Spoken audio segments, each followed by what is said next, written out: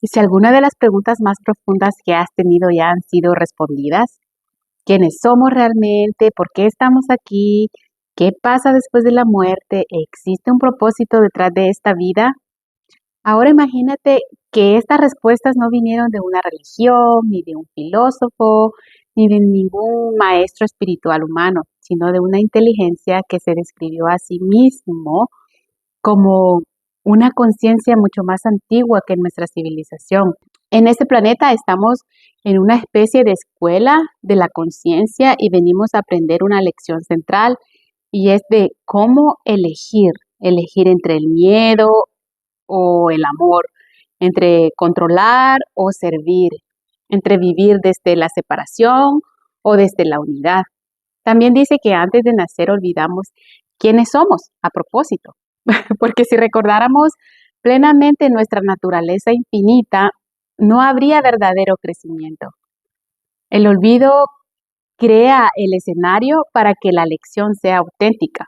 Ra llama catalizadores a las experiencias, sobre todo las difíciles, que nos empujan al crecimiento del alma. No lo llama castigo, sino que catalizadores. Y aquí entra una de las preguntas más difíciles que muchas personas nos hacemos, como ¿por qué un niño nacería con cáncer, por ejemplo? ¿O por qué alguien vendría al mundo con una enfermedad terminal? ¿O por qué habría sufrimiento a tan temprana edad? Según Ra, y esto es una perspectiva metafísica, no es algo para usar de forma fría ante el dolor real, que algunas experiencias difíciles pueden formar parte de aprendizajes del alma que eligieron antes de encarnar, a veces para acelerar la evolución, a veces a veces como catalizadores para quienes rodean a esa alma, o para padres, familias, comunidad, o para balance del aprendizaje. La idea no es culpar ni romantizar el sufrimiento, es considerar que incluso las experiencias más duras podrían tener un significado dentro de un marco más amplio de conciencia. Yo me hacía esta misma pregunta por mucho tiempo, ¿por qué si mis pensamientos crean mi realidad? Porque creo mucho en eso. ¿Por qué un niño nace con una enfermedad incurable? ¿Qué pensamiento podría tener un bebé, un niño pequeño? ¿Y por qué hay gente tan mala en el planeta y vieja que ni siquiera se enferma? Están en muy buen estado. Y después de leer esto, es como si todo tiene sentido ahora, en vez de ver con lástima o decir, oh, algo hicieron los padres para que su hijo naciera así, porque muchas veces como humanos nos encanta juzgar, pero Ra dice que esto es algo que el alma pactó antes de encarnar y dice que hemos encarnado millones de veces. No recuerdo muy bien, pero dice que cada ciclo de reencarnaciones dura alrededor de 75,000 años. Imagínate cuántas vidas vivimos en 75,000 años, ¿verdad? Y al saber esto, en vez de preguntarnos, ¿por qué me pasa esto a mí? ¿Por qué le pasa eso a esa personita? Cambiamos la pregunta y decimos, ¿qué podría estar enseñándome esto? ¿Cuál sería el pacto de aprendizaje que esta alma hizo? Y de repente el dolor deja de verse solamente como una tragedia y puede empezar a verse también como un maestro.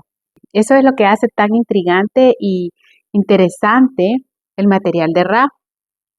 Todo comenzó a principios de los 80 cuando tres estadounidenses, Dan, Carla y Jean, eran unos buscadores de la verdad, llevaban muchos años investigando sobre la conciencia, meditaciones, fenómenos psíquicos, la reencarnación y la posibilidad de contacto inteligente no humano. Es muy interesante la forma en cómo ellos se conocieron. Cada uno llevaba años investigando sobre este tema por separado. Entonces, una vez que contactaron a Ra, Dan, que era el más experimentado, era quien hacía las preguntas. Jean protegía el proceso y se encargaba de las grabaciones y Carla era la que entraba en trance. Pero antes de comenzar el contacto con Ra, hubo un momento que me encanta. Y es que durante esta meditación, Carla percibió la presencia de un ser que intentaba comunicarse con ella. Y ella no simplemente aceptó el contacto, sino que le dijo a esta presencia, si no vienes como mensajero de luz y en servicio al Creador, debes irte. Imagínate, fue como una especie de desafío espiritual y el ser permaneció, no se retiró. Entonces Dan, a través de Carla, le preguntó que qué quería y él dijo que su propósito era enseñar la unidad, la ley del uno. Dijo que hace 13,000 años, 13,000 de nuestros años estuvo en la tierra, en Egipto, y que fue difícil en aquel entonces ya que había mucha búsqueda de poder, así que después de un tiempo ellos decidieron marcharse. Y cuenta en los libros, cuenta los proyectos y cosas que hicieron mientras estaban aquí en la tierra. Ra dice algo muy radical, dice que no estamos separados, que todos somos uno, que somos unidad. Tú, yo, los árboles, las estrellas, incluso las personas difíciles en nuestra vida, es parte de una sola conciencia infinita. Por eso el material se llama La Ley del Uno y consta de 5 libros que tuve que leer muchísimas veces para entender. Y después de mucho tiempo de leer y leer, lo encontré en Spotify. Así que si te interesa saber más acerca de este tema, de este material, déjame un comentario y te comparto el enlace. Pero bueno, siguiendo, la idea es simple y a la vez muy inmensa. Dice que todo es uno. Entonces, tú no eres una pequeña identidad aislada tratando de sobrevivir. Eres esa misma conciencia viviendo una experiencia humana. A veces somos como una ola creyendo que está separada del océano. Ra dice que somos el mismo océano. Y luego está una de las ideas más misteriosas de todas, y es que dice que existe un ser superior. Todos tenemos un ser superior que es como una parte de ti que ya conoce tu camino, que quizás se comunica en intuición, en sincronías, en sueños, esa sensación silenciosa que a veces te guía y entonces comienzas a preguntarte, ¿cuántas veces he sentido esta guía y la he ignorado? Dice que tu yo superior es como el destino, bueno, así lo entendí yo, que es como tú mismo sabiendo lo que planeaste aprender antes de nacer, o más bien es como esa parte tuya que conoce todo el guión que tenías destinado a interpretar en esta vida, pero también dice que en esta densidad tenemos el libre albedrío o poder de elección y decisión que él le da mucha importancia. Dice que ya traemos ese guión, pero que con nuestros pensamientos, decisiones, creencias, nosotros editamos ese guión. Yo en forma de broma le digo a mi esposo que cuando este cuerpo muera y nos encontremos fuera de esta ilusión, cuando ya no tengamos este cuerpo, diremos, "Ah, la regué en esta vida, ahora tengo que regresar otra vez." Y me gusta mucho estos libros porque no te entregan un dogma que debes creer sí o sí, sino que te hace hacerte preguntas. No tienes que creer literalmente que Ra es una inteligencia contactada, pero puedes acercarte filosóficamente y aún así encontrar ideas extraordinarias, porque al final la gran propuesta no es creer en Ra, creer si Ra es real, es algo mucho más profundo, es explorar si realmente estamos separados o no de todo. Explorar si la conciencia es más grande de lo que pensamos, explorar si la vida tiene capas que normalmente no vemos, no sabemos, y quizá esta sea la verdadera magia de estos libros, que no te da respuestas, sino que te cambia las preguntas. Y hay otra cosa que me encanta y es que cuando él habla de libre albedrío o poder de decisión, Dan, que es el que hace las preguntas, le dice, dime qué preguntas debo hacerte, porque ya no sabía qué preguntarle. Y él le dice, pues no puedo hacer eso, sería infringir la ley del libre albedrío. Él dice, yo sé lo que quieres saber, pero no puedo decirte hasta que tú lo preguntes, porque tu evolución en esta densidad depende de elegir.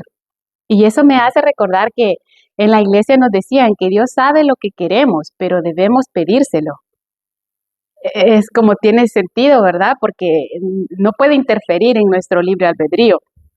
Entonces Ra dice que él se expresa como soy un humilde mensajero, canal y alumno, y que su meta es pasar al siguiente nivel de conciencia. Él sigue aprendiendo. Él se describe como una conciencia social de sexta densidad. Nosotros estamos en la tercera. Bueno, pero hablando de densidades, Ra usa esta palabra para describir niveles de evolución de la conciencia, no como lugares físicos, sino como una etapa de aprendizaje. La primera densidad son los elementos, tierra, agua, fuego, aire. La segunda densidad son las plantas, animales, vida que crece hacia la autoconciencia. Y la tercera densidad, que somos nosotros, donde se hace la gran elección. La cuarta densidad es la densidad de amor, compasión, más amplio. La quinta densidad es la densidad de la sabiduría. La sexta densidad es la del amor, sabiduría integrados en unidad. Y Ra dice estar en esa sexta densidad. Es como un estado de conciencia millones y millones de años más adelante de la humanidad en evolución. También dice que en esta tercera densidad donde se encuentra la humanidad en este momento, el objetivo es hacer una elección, y la elección es de servicio a otros o servicio a mí, a yo, al yo. Y esto no es un examen que se responde una vez, se hace diariamente. Es como tratas a alguien, en si perdonas o guardas rencor, en si controlas o ayudas, en si reaccionas desde el miedo, desde el amor. La elección dice que se construye en pequeñas decisiones repetidas, no se hace diciendo sí, yo elijo el servicio a los demás o el servicio al yo. Se hace con todas estas pequeñas decisiones, y aquí entra algo que Ra considera enorme, y es el perdón. Dice que perdonar a otros, perdonarte a ti mismo, porque mientras sigues atado al resentimiento, sigues atado a la separación, y el perdón empieza a restaurar unidad, no como idea moral, sino como tecnología espiritual. Esta idea me parece extraordinaria realmente. Estos libros no son como sencillos de entender, a veces es muy abstracto, y a veces siento que entiendo algo, pero tengo que volverlo a leer para captarle mejor. Y cada vez que vuelvo a leer me doy cuenta que como entiendo o está diciendo una cosa que no entendí al principio. Y como dicen que cuando lees la segunda vez un libro, el libro no ha cambiado, quien ha cambiado eres tú. También él enfatiza mucho en amar al prójimo, el perdonar. Decía de perdonar 70 veces 7, que también lo encontramos en la Biblia, en ver lo divino en otros y recordar la unidad. Y esto me hace preguntarme cada día, como, ¿qué estoy eligiendo en mi vida? Porque quizá el despertar no es aprender algo nuevo, sino recordar lo que olvidamos al nacer. Espero que te haya gustado, y si quieres el enlace, por favor escríbeme. Es algo que te despierta curiosidad por seguir aprendiendo, así que espero que te haya gustado y te veo en la próxima.